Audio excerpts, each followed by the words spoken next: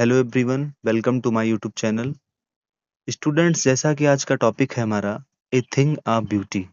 मतलब सुंदरता की कोई भी वस्तु, कोई भी चीज़ जो सुंदर होती है, वो हमारे लाइफ में क्या इम्पोर्टेंस है उसका, इसके बारे में बात करने वाला हूँ। तो अगर मैं बात कर लूँ तो किन चीज़ों के बारे में जॉन कीट्स ने लिखा। ये एक ब्रिटिश रोमांटिक पोएट कंसीडर किए जाते हैं और एक सर्जन भी थे। इन्होंने अपना पूरा जीवन कविता को ही दिया और इनकी जो सीक्रेट पावर थी बेटा, वो अपने जो रीडर्स थे ना, उनको काफ़ी हद तक ये खुश कर सकते थे। अपनी कविताओं के द्वारा उनका मन मोह लेते थे, है ना? अब आगे बात करते हैं। ये कविता किस पे है बच्चों? ये जो पोएम है ए थिंग अ ब्यूटी, ये एक अपने आप में सोर्स है कांस्टेंट जॉय के लिए, यानी लगातार जो आनंद मिलता है व्यक्ति को जीवन में। कवि कहता है कि beauty can be found everywhere, beauty हर जगह पाई जा सकती है, सुंदरता हर जगह होती है और जीवन में जो सुंदर चीजें होती हैं, वो बहुत ही ज़्यादा हमेशा हद तक काफ़ी हद तक हमें प्रसन्नता ही देती हैं। तो चलिए हम लोग अगर प्रॉपर्ली मैं देखूँ अभी अबाउट द पोएट की बात करूँ, तो आप सभी देख सकते हैं। यहाँ पे मेंशन है जॉन कीट्स इसके कवि हैं और इनकी खास बात क्या थी, यानी ये एक ब्रिटिश पोएट हैं। आप देख सकते हैं ये ब्रिटिश से बिलॉन्ग करते हैं, ब्रिटिश यानी जिसे आप इंग्लैंड कहते हैं। Although trained to be a good surgeon, एक अच्छे सर्जन भी थे, फिर भी Keats decided to devote himself wholly to poetry. अपने आप को इन्होंने कविताओं के लिए समर्पित कर दिया।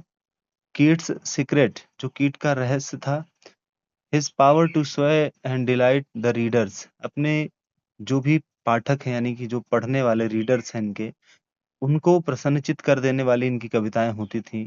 Lies primarily in his gift for perceiving the world and living his moods and aspirations in terms of languages. यानी जो भाषाओं की बात कर लें, एक कहीं न कहीं एक प्रेरणा स्रोत थे अपने रीडर्स के लिए। और बात कर लें तो ये जो कविता आप पढ़ने जा रहे हैं, ये एक पोएटिक रोमांस से रिलेटेड है ना? और ये ग्रीक यानी कि जो लैंग्वेज है, ग्रीक लीजेंड पे बेस्ड है ये कविता। इसमें होता क्या है कि एक जो है ना, a beautiful young shepherd and poet who lived on mountain Latmos, यानी एक सुंदर युवा चरवाहा है और एक पहाड़ पर ये दोनों रहते हैं, कवि भी वहां पे है। Had a vision of Cynthia. Cynthia एक कहीं ना कहीं एक नायिका है, उसके लिए ये सोचते हैं, उसका एक ख्वाब होता है कि मुझे सिंथिया मिले। कौन है? मून गॉडेस, आगे मेंशन भी किया गया, यानी जो चांद चांद होता है एक तरीके से, चांदनी कह सकते हैं इसको हम। The enchanted youth resolve to seek, ये जो युवा अवस्था होती है, अपने आप में एक जादुई अवस्था होती है। Seek her out to so wandered away through the forest and down under the sea, यानी जंगलों में से लेकर के और समुद्र की गहराई तक, यानी देखा जाए तो एक बड़ी ही काम सुंदरता बिखरी हुई है। अब आगे कवि क्या कहता है, आप देखिए कि what pleaser does a beautiful thing give us, सुंदर चीजें हमें कैसा आनंद देती हैं, कौन सी अनुभूति हम प्राप्त करते हैं जब कोई सुंदर वस्तु होती है। आर ब्यूटीफुल थिंग वर्थ ट्रेजरिंग, मतलब उसकी अपने आप में कोई तो वर्थ होगी, कोई तो कीमत होगी। अब आगे सीधे कविता पर आते हैं हम लोग और चलिए शुरू करते हैं आज की पोएट्री को, हम लोग स्टार्ट कर देते हैं। तो चलिए पहली लाइन, जिस जो टाइटल ही इसी पोयम का, कवि लिखता है कि a thing of beauty is a joy forever. कहता है कि सुंदर वस्तु सदैव आनंद देने वाली होती है। कवि का कथन यहाँ पहली लाइन में यही कहता है कि दुनिया की वो हर सुंदर चीज हमें हमेशा आनंद देती है। इट्स लोनलीनेस इंक्रीजेज, इसकी सुंदरता बढ़ती जाती है। कब बढ़ती है बच्चे? यानी कहा इट विल नेवर, यानी it will never pass into nothingness, कभी भी ये अपने कहने का अर्थ ये है कि नग्नता को प्राप्त नहीं करती, ये परिवर्तित नहीं होती। इट नेवर चेंज, ये हमेशा प्रसन्नता ही देती है। नथिंगनेस की बात ही नहीं होती कि चलो कुछ भी नहीं है सुंदरता। अगर मैं बात कर लूं ब्यूटी, अब आप समझ सकते हैं कि ब्यूटी का जो सही मतलब है, कई बार आपने देखा होगा कि अगर वास्तव में हम ब्यूटी को देखें, ब्यूटी ये क्या हो सकती है? Beauty is nothing, it's a mental concept. सीधी सी बात समझना बच्चे कि सुंदरता कुछ होती नहीं है, सिर्फ एक मन का वहम होती है। यानी हमें कोई वस्तु बहुत सुंदर लगती है, किसी व्यक्ति को कोई वस्तु सुंदर लगती है, हर व्यक्ति का अलग कलर चॉइस हो सकता है, वो बहुत सारी बातें इसमें इंक्लूड करता है कभी। तो कहा कि pass into nothingness but will keep a bower quiet for us and sleep. कवि कहता है किन बातों के लिए कि हमारे लिए ये शांत शांत होते हैं, मतलब सुंदरता हमें सुकून प्रदान करती है। फुल ऑफ स्वीट ड्रीम्स, ये सपनों से भरी हुई है। और किस तरह के सपने, यानी यहाँ पे कवि कहता है कि स्वीट ड्रीम्स मतलब होता है मधुर स्वप्न, ये जो एक अच्छे स्वप्न होते हैं। एंड हेल्थ, उत्तम स्वास्थ्य देता है, यानी सुंदरता हमें एक अच्छी उत्तम स्वास्थ्य भी प्रदान करती है। एंड क्वाइट ब्रीदिंग, यानी मधुर सपनों से परिपूर्ण और एक स्वस्थ और सुकून भरी नींद देती है। कौन? सुंदरता, यानी जिसे हम ब्यूटी कहते हैं। अगर ब्यूटी की बात मैं रिपीट करता हूँ, क्या? Beauty is nothing, it's a mental concept. अगर आप इसका डेफिनेशन ढूंढना चाहते हैं तो ये कुछ खास बात नहीं है, एक मन का वहम होती है, बाकी सुंदरता कुछ भी नहीं होती। और आगे अब चलते हैं हम लोग अगले स्टेंजा पे, तो देखिएगा ध्यान से। लिखा है कि therefore on every morrow and we breathing, इसलिए हमें आने वाले कल, मोरो मतलब टुमारो है ना, देयर फोर मीन्स क्या होता है बच्चों? इसलिए यहाँ पे लिखा गया therefore on every morrow we are breathing, यानी प्रत्येक आने वाले कल के लिए हम सब कैसे हैं इस धरती पर? अगर देखें तो a flowery band to bind to the earth, ये हमें इस धरती पर बांधे रखता है। किस तरह? कौन कौन से बंधन लगा सकता है? कई यहाँ फ्लॉरी मेंशन किया गया, फ्लॉरी दैट्स मीन होता है फूलों का, यानी फूलों का बंधन। ये फ्लॉरी बैंड इट मीन्स होता है फूलों के बंधन की बात करें। स्पाइट ऑफ, है ना, यहाँ पे मेंशन किया spite of despondence of the in human अर्थ। किन चीजों की बात करता है कभी? कि ये हमें जो सुंदरता होती है ना, ये भरी सारी यादों की संग्रह होती है अपने आप में, और श्रेष्ठ आचरण अमानवीय जो कमियां होती हैं इसके बजाय भी वो चीजें क्या प्रोवाइड करती है? ऑफ नॉवेल नेचर्स, एक हमें आदर्श जो प्रकृति होती है, नॉवेल, नॉवेल मतलब यहाँ पे श्रेष्ठ आचरण समझ लेना, नेचर। एंड ग्लूमी डेज, उदासी भरे दिनों की बात करता है कभी। कहता है कि जो हमारे उदासी वाले दिन होंगे, जब हम कभी तन्हाई में हो, अकेले उदासी का लम्हा हो, जीवन में उतार चढ़ाव से परेशान हो, मेड फॉर अवर सर्चिंग, है ना, ये कभी क्या कहता है कि मेड फॉर अवर सर्चिंग, हम अपने लिए जो खोज करते हैं, किन चीजों के बारे में? कहता है अंधकार से भरे जो रास्ते हैं, बावजूद इसके, यानी every person has a dark side of life, but कई बार ब्राइट साइड होता है लाइफ में और डार्क साइड होता है। एक क्वेश्चन यहाँ से बनता है बच्चों, एक कई बार a person who always looks the bright side of a thing, तो दो क्वेश्चंस बन सकते हैं एग्जाम में, एक में ब्राइट साइड मेंशन कर किया जाएगा और एक में डार्क साइड मेंशन किया जाएगा। देखिएगा ऐसे कुछ क्वेश्चंस मिलेंगे। A person who always looks bright side of a thing, मतलब एक व्यक्ति जो हमेशा किसी चीज के सही पहलू पर ध्यान दे, उसे कहते हैं ऑप्टिमिस्टिक। और एक व्यक्ति जो हमेशा डार्क, यानी कि उसके अंधकार वाली बातों में, निगेटिव थॉट्स पे, किसी पहलू के नकारात्मक पहलू रखे इसी चीज पे, तो उसको हम कहते हैं डार्क। यानी ये दो क्वेश्चंस बनते हैं, एक पेसिमिस्टिक बन जाएगा और एक आपका ऑप्टिमिस्टिक बन जाएगा। तो ब्राइट कब आए अगर जिक्र, तो ऑप्टिमिस्टिक, और अगर डार्क लिखा होगा तो पेसिमिस्टिक। ये सब एग्जामिनेशन में क्वेश्चंस आते हैं, स्पेशली 12th में आप सबके बच्चों। आगे क्या कहता है कभी कि सम शेप ऑफ ब्यूटी, आगे क्या कहता है कि सम शेप ऑफ ब्यूटी, कुछ सुंदर आकार की। शेप मीन्स क्या होता है यहाँ पे? शेप मतलब आप सभी जानते होंगे, आकार। आप ब्यूटी मतलब सुंदरता की बात कर रहा है। Moves away the Pal from our dark spirit, यानी हमारी जो डार्क स्पिरिट है, यानी वो भावनाएं, स्पेशली जो हमारी अंधकार में आत्माओं पर जो एक आवरण है, कहीं ना कहीं such the sun, the moon, अभी मैं आगे मेंशन करने वाला हूँ यहाँ पे।